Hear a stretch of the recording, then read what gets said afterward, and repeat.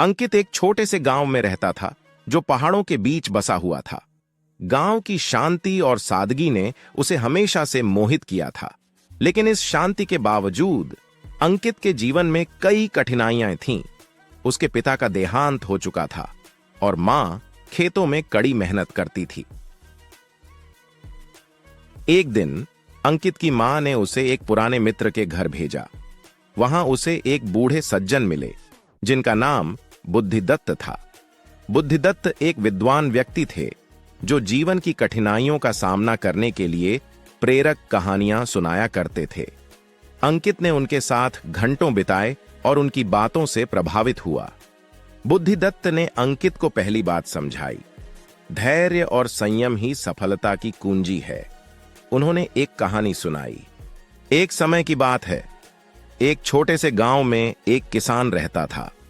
उसके पास एक घोड़ा था जो उसके जीवन का मुख्य सहारा था। एक दिन वह घोड़ा भाग गया। गांव के लोग किसान के पास आए और बोले, बड़ा बुरा हुआ। किसान ने संयम से कहा, शायद। कुछ दिनों बाद वह घोड़ा वापस आया और उसके साथ कई जंगली घोड़े भी लाया।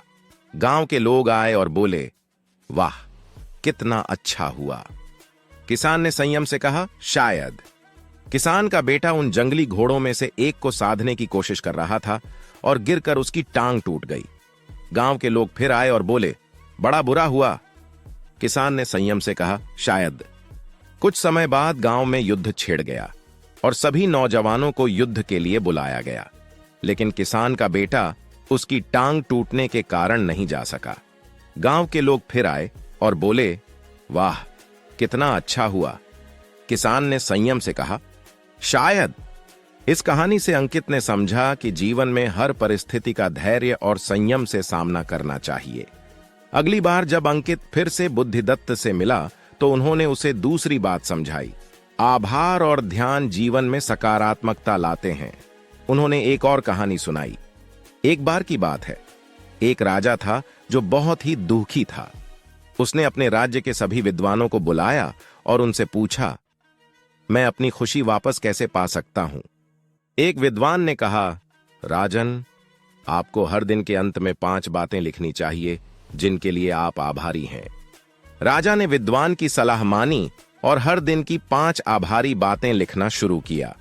कुछ दिनों बाद राजा ने महसूस किया कि उसके जीवन में कई अच्छी चीजें हैं जिनकी उसे कभी कदर नहीं थी। ध्यान और आभार ने उसकी मानसिकता बदल दी और वह फिर से खुश रहने लगा। अंकित ने इस बात को गहराई से महसूस किया और उसने भी अपने जीवन में आभार और ध्यान को शामिल करना शुरू किया। उसने अपनी मां के प्रति आभार प्रकट किया जिसने उसके लिए इतनी मेहनत की थी। समय बीतता गया और अंकित की मां बीमार हो गई। उसने अपनी मां की देखभाल की, लेकिन उसकी बीमारी गंभीर हो गई। डॉक्टरों ने उसे बताया कि उसकी मां के पास ज्यादा समय नहीं बचा है। अंकित ने बुद्धिदत्त से इस बारे में बात की। बुद्धिदत्त ने उसे समझाया, कठिन समय में भी धैर्य और आभार हमें मजबूती देते हैं। अपनी मां के साथ बिताए हुए हर पल का आभार मानो और धैर्य से इस कठिन समय का सामना करो। अंकित ने बुद्धिदत्त की सलाह मानी और अपनी मां के साथ अपने अंतिम समय को संजोया।